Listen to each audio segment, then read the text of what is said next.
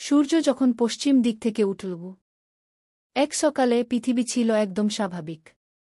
মানুষ ব্যস্ত ছিল নিজের কাজে, কেউ বাজারে যাচ্ছিল, কেউ নামাজ পড়ছিল, আবার কেউ পাপের মধ্যে ডুবেছিল।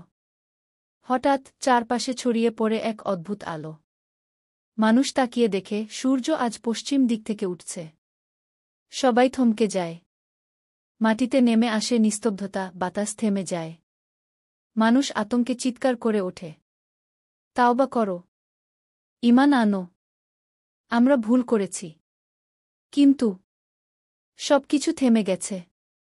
দরজা বন্ধ। রাসূলুল্লাহ আগেই সাবধান করেছিলেন, সূর্য যখন পশ্চিম থেকে উঠবে তখন সব মানুষ ঈমান আনবে। কিন্তু তখন ঈমান আর গ্রহণযোগ্য হবে না।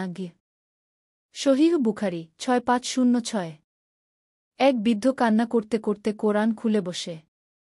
এক যুবক বলে, আরেকটু আগে জানলে হয়তো বদলে যেতে পারতাম। কিন্তু তখন সময় শেষ। এটা ছিল সেই দিনের শুরু, যেদিন কেউ আর ফিরে যেতে পারবে না, যেদিন আর কোনো তাওবা কবুল হবে না। শেষ বার্তা, আজই ফিরে আসুন। যখন সূর্য এখনো পূর্ব দিক থেকে ওঠে, তখনই আপনার ফিরে আসার সময়।